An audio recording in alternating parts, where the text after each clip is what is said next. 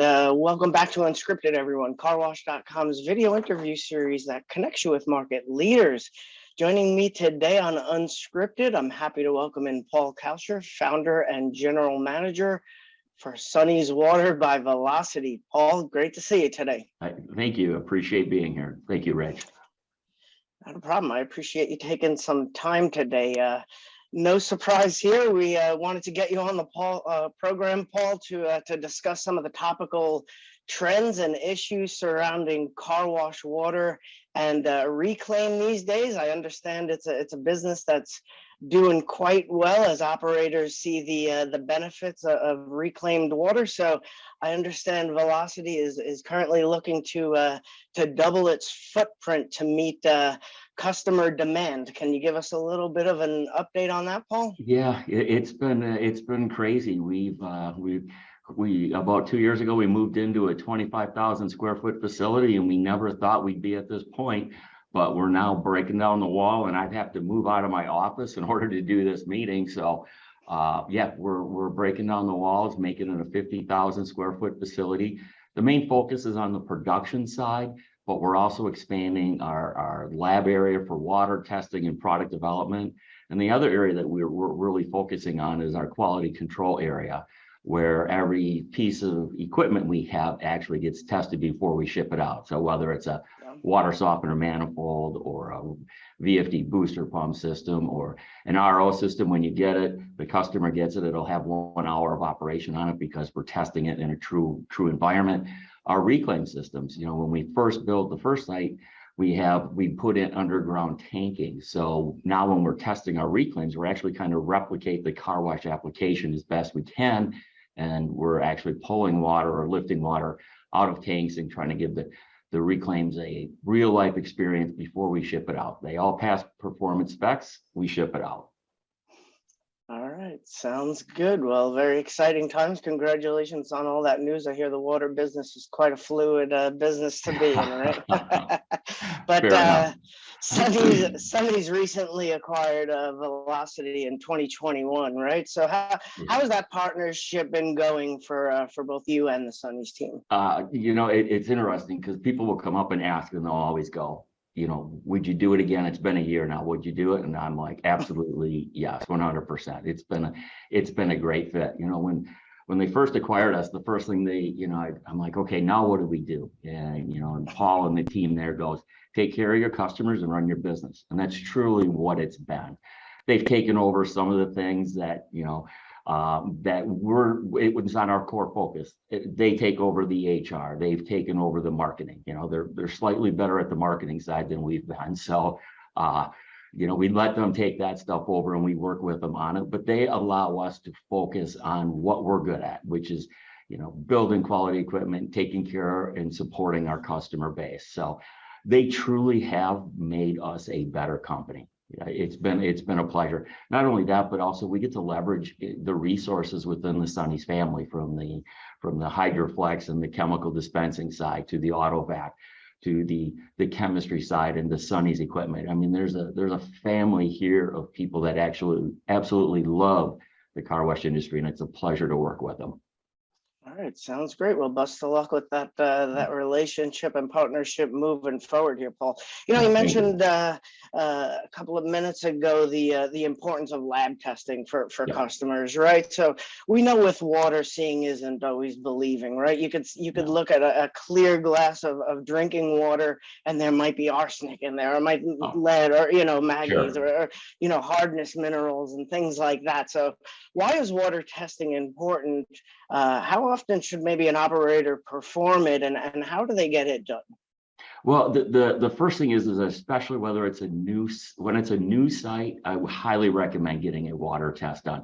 The critical part is that anybody on the water cycle will tell you that it's easy to treat the water when you know what's in it. When we get a water test kit, the key thing we're determining is what is in the water, but also more importantly, how much or what level of different contaminants are in the water.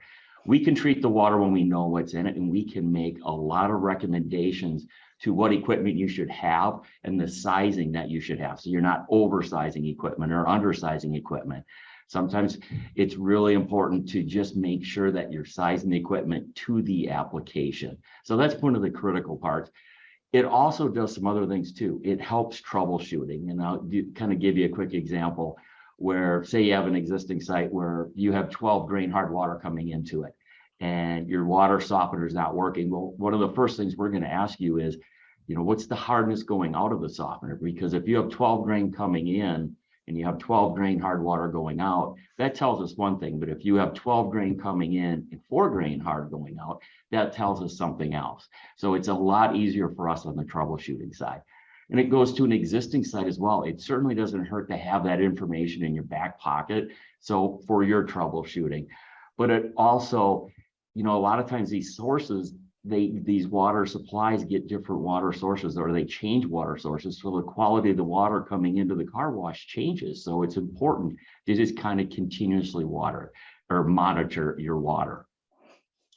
Yeah, and you verify the quality results in the wash quality, right? So that's absolutely. Not only just in wash quality, but equipment performance. There's a lot of variables that go into how well the equipment will perform based upon different water qualities. Okay, fair enough. Well, one technology that I know is growing in popularity amongst car wash operators in the know is the incorporation and use of a reverse osmosis in certain portions of the wash. So I know when waters run through a reverse osmosis equipment, there's a ratio of product water versus wastewater, right? So where can operators use that RO reject water in their wash? Sure. It's a good question. And we get this question a lot. And a lot of it goes back to your water testing because of the quality of water coming into the site plays a big bearing on where you use that water. And also if you're going to have a water softener in front of your RO system as well.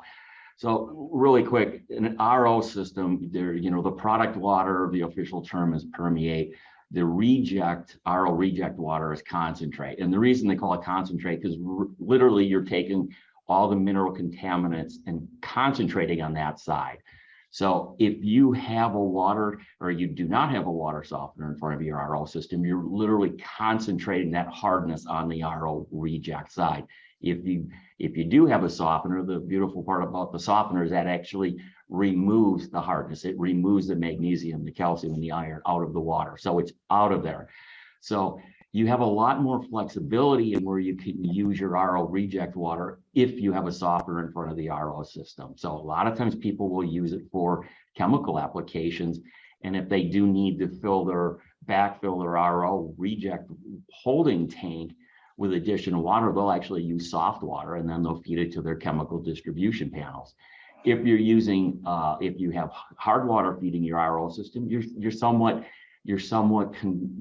limited in where you can use it, but there's still plenty of applications to use it. You can use it under your undercarriage. It'd be a perfect example or a place to use it. You paid for that water, you might as well use it. All right, and to feed that RO system, is it better to use hard water or soft water? It's always better to use soft water. There's not a membrane manufacturer out there that's going to would say, yeah, sure, hard water is fine, especially when you can remove all the scaling tendencies that you get from the hardness, the magnesium and the calcium. So yeah, it's ideally, there's a lot of different applications out there where, and sometimes sites cannot use, water softeners. And there are processes, then we have our own that you can use. There's anti-scaling chemicals. There's the pre-treatment magnets and things like that. And they all can work. Ideally, the only system out there that's removing the magnesium and the calcium and the problematic contaminants is a water softener. So that's why we highly recommend it whenever possible. All right, sounds good. We'll ask you one more question here, Paul, and we'll get you off the hot seat for today. Fair enough. I'm sure you've been doing this for many years. You've seen a lot of car washes and different applications. Obviously, water is something that's so regionally, determines which region you are, is what type of quality of water that you'll have. It varies so much throughout the country. So what are some of the factors that you consider when you're recommending the right reclaim system for a car wash? Well, the right reclaim system is more recommending the right sized reclaim system. And we say that because in order for the cyclones in a reclaim system to work properly, to effectively do the particle separation, you have to size the reclaim to the application. Oversizing a reclaim is not what we would recommend. You can certainly get by oversizing an RO system and a water softener to some extent as well. But with the reclaim system and how they operate, especially with the cyclones, in order to create the proper vortex within the cyclone to do the proper particle separation, you need to size the reclaim system to the application. So you don't want like a 150 gallon a minute system and using 60 gallons of reclaim water. You're not allowing the cyclones to properly do the particle separation. So that's the critical part of any reclaim system, sizing it to the application. If it's an existing site, feel free to reach out to us. Maybe there's some other areas that we can use some of that reclaim water, from undercarriage to chain rinse, belt rinse. There's a lot of applications where you can use it before we hit that first freshwater rinse arch. All right, sounds good. That's why it's critical to get with experts such as those over at Velocity to make sure you're sizing the right equipment for your particular wash and its water quality. So I appreciate you taking some time here today, Paul, to discuss some of these trends and issues going on with car wash water. And I appreciate you doing the interview for carwash.com today. Yeah, my pleasure. Thank you.